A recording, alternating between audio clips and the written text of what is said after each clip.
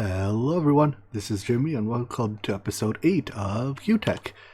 When I logged into my world today, I noticed there was something weird going on. So I've since picked up this piece of redstone here, but my counter seems to have done the bug again, where it just reset like its settings, and when I plug it back in, it drops a piece of TNT every cycle, as opposed to every 3 cycles. Now, my system is designed to be able to handle excess TNT being dropped, right? Excess TNT gets dropped through to the water, and it's more or less harmless. However, where did that piece of TNT go, by the way? I must have dropped it down there somewhere. Or I mean, redstone. Oh, no, it was just ghosting in my inventory. However, there's a risk that happens when you drop them this fast, and you see that second piece of TNT? It's liable to get bumped by the first one. And I think there may exist states where that first piece of TNT gets bumped completely off the cobblestone platform and damages nearby blocks. That's bad. So previously I fixed this by just replacing our counter. It previously was set to 3, right? So like this, it should only every 3 times it pulses, it lets the signal through and drops a piece of TNT. But I think what I'll instead do is...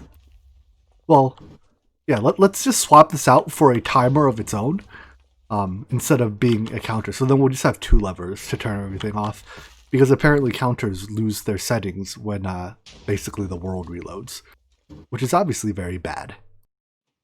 Alright, problem fixed, good as new. So this lever just controls whether or not TNT drops. Turn it off, and every 3 seconds, it drops a piece of TNT. Aha! Maybe the pulse is too short now. Oh, redstone timings. Pulse still too short? Let's double the length again. There we go. Hold on. I guess 60 ticks is a bit too close together still. If you saw there, the TNT was interacting with the next piece as it drops. And again, that could potentially cause TNT to get cannoned into my base. That's obviously bad. Alright, whatever. I think at this point the system is now once again safe and will not blow us up, which is a good feature of TNT-based automation. Moving on today, I would like to actually get to refined storage. So we took a detour yesterday to make the cobble works, to make crafting easier, but today let's try to get all the way to refined storage. The next quest calls for making a sewer. So in this version of Industrial Foregoing, apparently a sewer is how you get essence. I assume it works kind of like it did before. You have to put a mob on top of it, and it looks like it produces 2 fluids. If I had to guess, it'd be essence and sewage, or what was that called again? The useless fluid. Yeah, sewage. In fact, it has no uses, so we may as well even throw it out. I assume, well, it needs power. Let's start by giving it power. But I assume us standing on it doesn't count. It has to be a mob. Let's see. Yeah, let's try luring a mob over here. To make moving mobs around a little bit easier, I hope, I'm trying to farm up a ghast here. So I'm in the nether looking for a ghast. Of course, you know the rule. If you're looking for gas, it'll take you like 10 minutes to find one. I hear you. I see you. I don't have a ranged weapon, so I'm going to have to get it with my sword. But that's good anyways, because my sword has looting on it, so... Please don't drop into the nether, or into the lava. I think we got it. I saw one drop and I heard a pickup sound. Oh, there it is.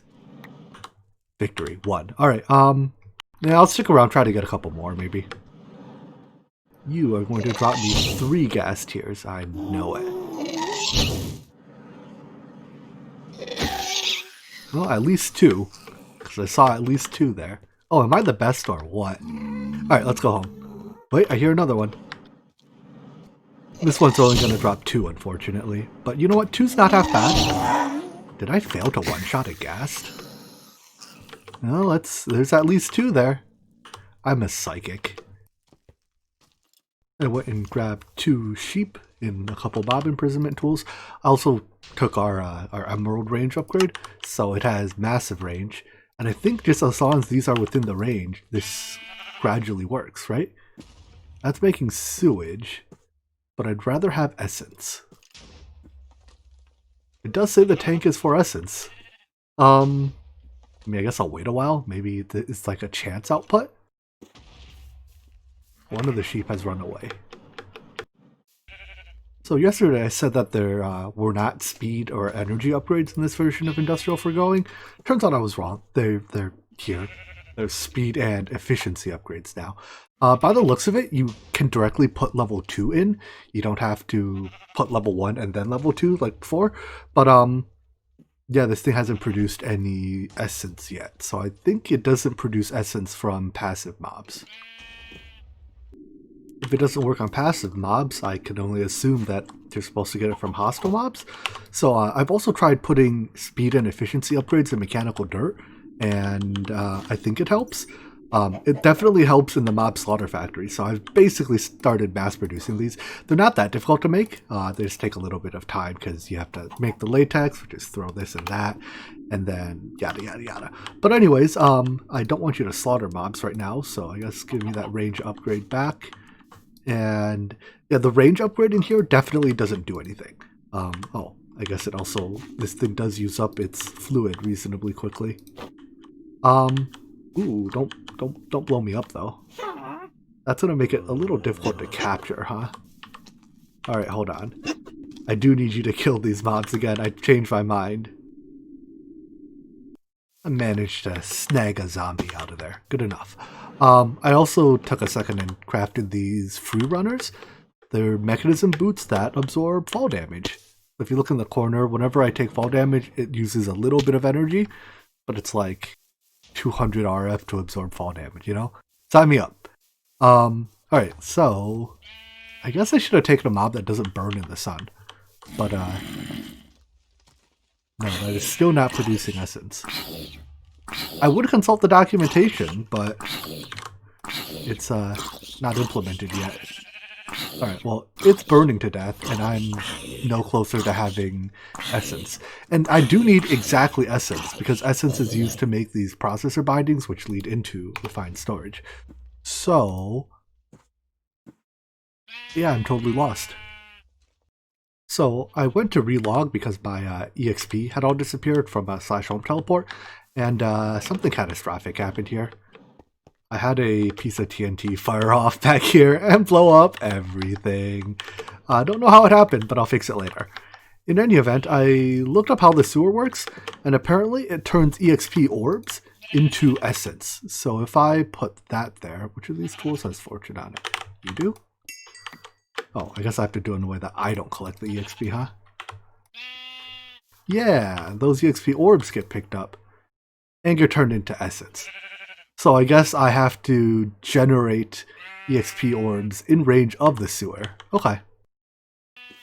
I have this other idea. I made a resourceful furnace, which is just the industrial foregoing furnace, and apparently it only holds 3 items at a time.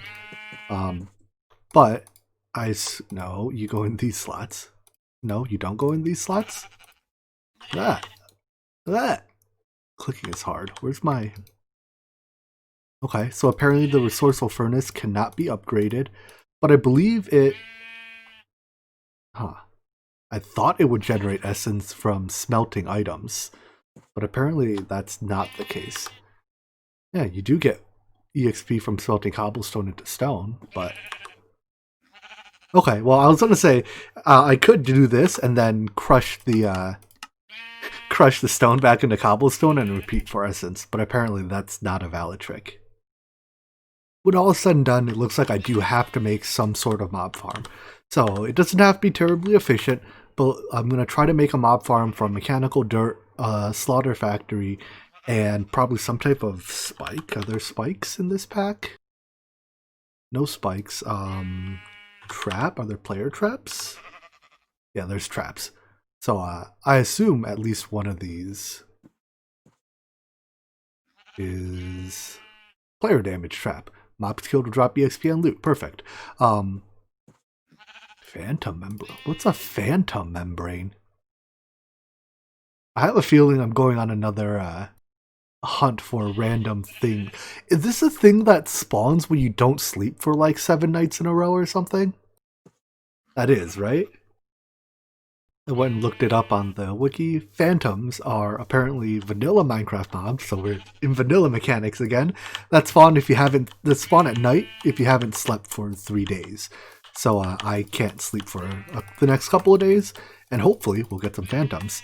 In the meantime, I guess I'll work on setting up our mob farm at night, and with any luck, we won't get creepered. Maybe I should put a fence around my base. But anyways, my plan is to, we'll need 2 spawning chambers. One to generate this meat fluid, and one to generate essence. So, in the meat fluid spawner, we have a mechanical dirt and a mob slaughter factory.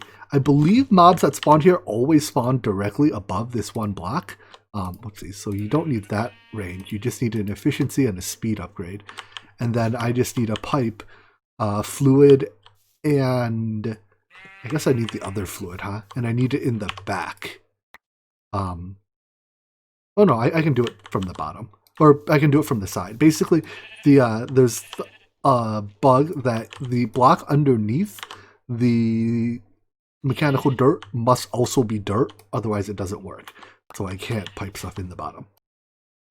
As for moving the fluids around, I'm going to use XNet because XNet allows you to run energy, fluids, and if necessary, items in one block space.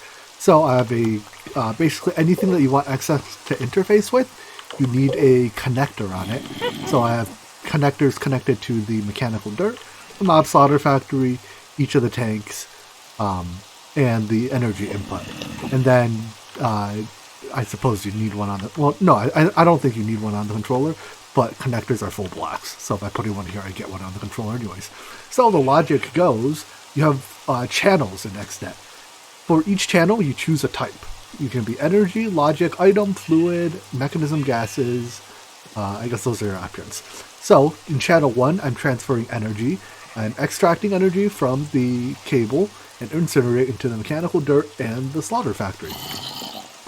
Then the slaughter factory produces liquid meat and pink slime, and exporting meat to the left, pink slime to the right, so there's a tank for each. And that just produces our meat and pink slime.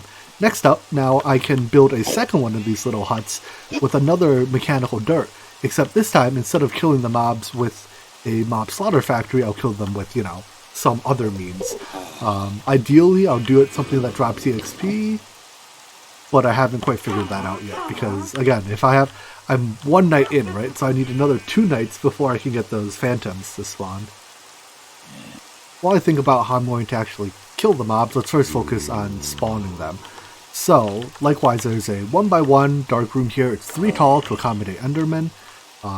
I think that's the largest mob that this thing tries to spawn. And then there's, again, a blue connector connected to that mechanical dirt. So to supply both energy and meat to the mechanical dirt, and here I just hit create, insert on the energy channel, and then this is the meat channel, so I likewise insert there. And there are mobs in there now. I wonder, do mobs that die from mob cramming drop EXP? Or will the thing stop spawning mobs once it's sufficiently crammed? I guess I'll give it a second and see. They don't appear to be taking cramming damage, unfortunately. But the thing is definitely... it's running. It spawned... I think each time the energy goes down, that's it spawning some mobs. There's no doubt a lot of mobs in there, but they're not taking cramming damage. For now, I have a manual solution. I can stand right here and kill these mobs. Unfortunately, the problem with this is I get some of the EXP myself. And, the whole point of this is not for me to get EXP, but for the EXP to go into the sewer, right? But I guess, hey, it's better than nothing. If I had a sword with sweeping edge, this would go a whole lot faster. But it also generates ender pearls, so I should probably also set up something to collect the drops. But let's see what we've gotten so far. I just set up a sewer over here, and yeah, just like that, 540 millibuckets of essence. So I guess until I get some automated way of killing these, this will have to do. It's currently the second night, so I need to go through at least one more before any phantoms will spawn. However, I have an idea. Why don't I put not a player damage trap, but a toxic trap, a poison trap down, and have it bring the mobs down to, half a heart, right? Because poison will not kill things. And then for now, I can, and then after that, rather, I can kill them from 1 heart. So all I need to do is get a pufferfish, which I believe in this version of Minecraft, you can just yoink out of the water, right? So I'm going to fly over to that ocean again and see if I can yoink a pufferfish out of the water. Here we are again in our nice warm ocean. This is the closest warm ocean area we have to our base. So I think these things here are just pufferfish. Is that a pufferfish? It's a tropical fish. I'm pretty sure I just have to kill one of them and they drop pufferfish, maybe. Let me find some again. Alright, fish, your time has come. Are you actually a pufferfish? I'm not actually sure. They're also very hard to hit. Nope, that was a tropical fish, a clownfish. Alright, somewhere around here there's bound to be pufferfish, right? There you are, that's a pufferfish. Given how long it took, now I'm poisoned by it, dang it. Alright, did you drop one? You didn't even drop one. How does a pufferfish fail to drop? Ooh, the dolphin killed it for me. Wait, dolphin, give me that pufferfish. Don't eat it. Did I get it? Alright, good. I got my pufferfish. Maybe we'll get a couple more before I leave. Given how much time that took, I almost definitely could have gotten more if I just, fished for them or something. But we got to visit our warm ocean again, so that counts for something, right? Yeah, puff up. Alright, good enough.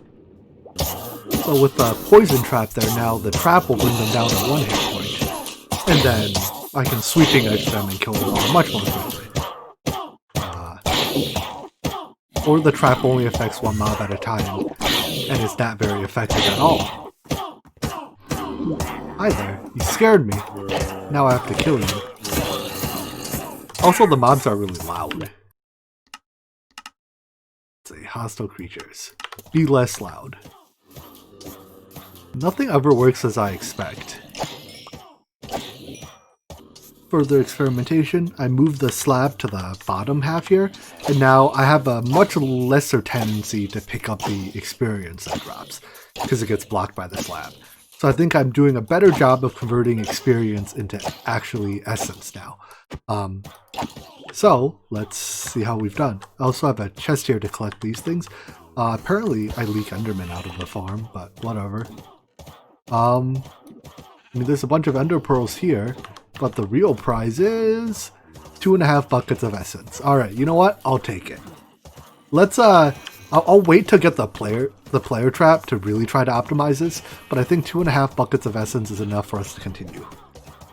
I honestly don't understand the rules about which machines accept which upgrades.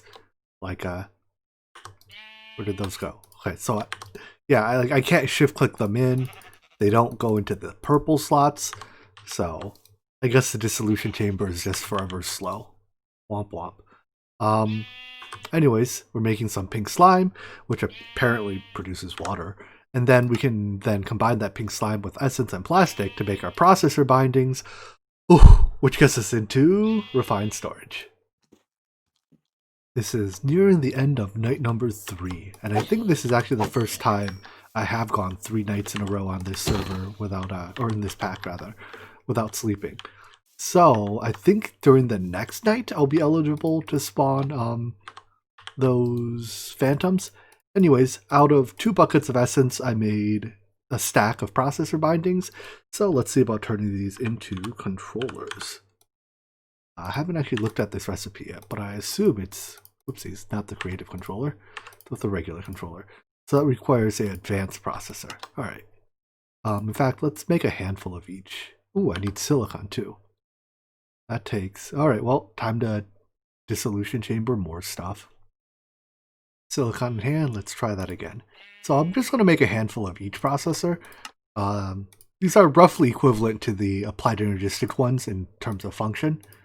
So there's 4 types, or 3 types? I guess only 3 types. And then you craft the raw processors, you smelt them, turn them into actual processors. Alright, and then we should now be able to craft that controller. Nope, what's missing? Machine casing. Oh, bismuth brass, tungsten, and quartz enriched iron. Okay, looks like there's... Oh no, I have to use the alloy smelter. With refined iron and quartz. While waiting for the alloy smelter to process, I fixed up our cobble gen again. Just put all the blown up pieces back in. I think what caused the problem was when I shortened this pulse by changing the timer or the counter out for a timer, it's caught earlier, right? I had this on like 3 ticks. And if you look closely, the TNT comes back before you see that the previous piece of TNT gets pulled, the piece that's getting dropped gets pulled backwards a little bit by the system resetting, and that was causing the TNT to get pulled inwards just a little bit, just enough to blow up the pistons, which is obviously bad. So apparently by setting this to 4 ticks, the TNT falls more or less straight down, which fixes the problem. And that's why it wasn't a problem until I switched from the counter to the timer. Now it is the next night and I'm still not being attacked, which is bad news because I need to kill some phantoms, but they're bound to come soon, right? In any event, I think our refined, quartz and rich iron is done. Crafting at night's scary because I'm afraid a creeper is just gonna come up and blow all my machines up. But let's see about making. Oh wait, have I made bismuth brass yet? Looks like I did earlier for something else. Excellent. Let's try this again. Haha! 1 controller. And that's a couple advancements made. But the controller essentially is just, think of it like the ME controller, right? It enables you to do the rest of the things. It alone isn't very useful. So the grid is what is effectively your crafting terminal. So I want a crafting grid and a pattern grid.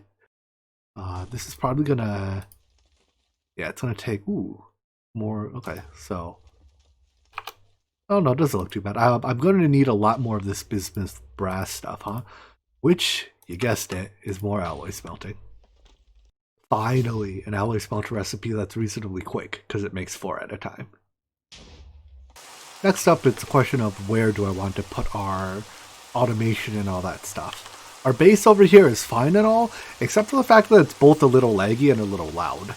The TNT generator, or the cobble generator, is to blame for both of those features.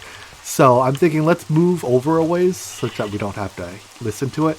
In fact, I even find this rain a little loud. I kind of find everything a little loud. We can just turn down the master volume, I guess. Anyways, there's a controller. So the controller just needs to be supplied with energy, and then everything else can be connected to it.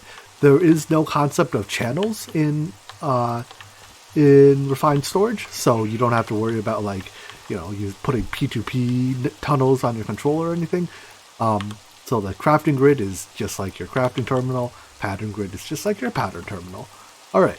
Now, as for item storage, you can use what are they called? They're not called external, or no, they are called external storages, right? Yeah, external storages. These are, for all practical intents and purposes, just storage buses. There's also the refined storage digital storage, which I think is what I'm going to use for now. So, let's see. It starts from, much like applied energistics, starts from 1Ks, 4Ks, 16Ks, all the way up to 64Ks. But the good news about these is that they're not typed. So the 1K storage disk holds 1,000 items. That's all there is to it. 1,000 items, any types, any stacks. So that's, as opposed to the applied energistics version where the 1K storage disk has 1,000 bytes, but if you store all the same item in it, you actually get to hold up to 8,000 of one item. So in some ways it's better, in some ways it's worse. It's definitely simpler though. So I'm gonna make takes a lot of this quartz enriched iron. I really need to automate an alloy smelter. Maybe I'll make a couple like 16 or I mean I guess it's better to go up to 64k, right? Because yeah, each time you upgrade, you take 3 1Ks and make a 4, take 3 4Ks and make a 16, yada yada yada. So I guess I'll make the largest one I can. I need a bit more essence, so we get to kill the mobs again. There's a lot of mobs crammed in here. In fact, it's so many that's causing lag, so I guess it's good that I'm killing them. The fourth night has come and gone too, and I didn't get any phantoms yet, so I'm kind of afraid I'm doing something wrong with regards to phantoms, but again, vanilla mechanics, you know? I don't understand those. I was doing some crafting and I heard a screeching sound, and turns out they're here. Let's kill them. Come on, give me your things, your phantom juice or whatever. Ooh, there's a lot of zombies out here too. Phantoms are tough. Take like a bunch of hits for little flying guys. I've gotten 2 so far, so I'm hoping. I think there's 3 of them left. I think they're also regen. That one got killed by a skeleton, unfortunately, so I didn't get looting on it. Yeah, let's get rid of all these skeletons. I'm sick of getting peppered by arrows. Alright, phantoms. Now it's just you and me. And I apparently can't hit you. Oh, there's another 3. Where did the other phantoms go? Maybe they despawned? Alright, well I got 5. What are these used for? Sleep charm? Meh. Player trap and to brew slow fall potions, huh? Alright, 5's probably enough. I'll wait through this night just in case more spawn. Oh, like that. But I'll probably sleep afterwards because it's raining and rain is annoying. Anyways, much like with applied energistics, you need a disk drive to hold your disks, and I was able to craft 2 64K drives, so this holds 128,000 items. You just put stuff in here like usual, and as I mentioned, every item takes exactly 1 slot. So I'm gonna come up with some way to move all of my items over. Most of my items are stored in various chests, so I would probably just cardboard box the chests over, break them and put them in. Oh goody, just before day broke, I got another set of phantoms to spawn. I think these burn up in the light, right? Or do they not? I guess we'll find out in a second. And the fact that it's still alive seems to suggest they don't. Oh wait, no, there it goes. Wait, no, I want to kill you then, not the... Aha, I did it. And I got the drops. I think that's all of them.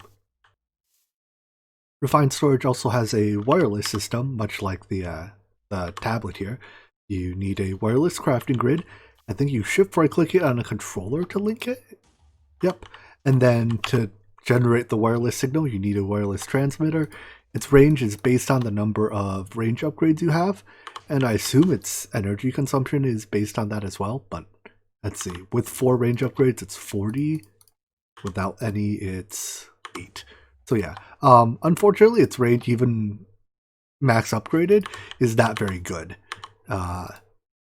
It only goes up to 48 blocks, whereas the storage, the tablet's limitless, but some wireless is better than no wireless, right?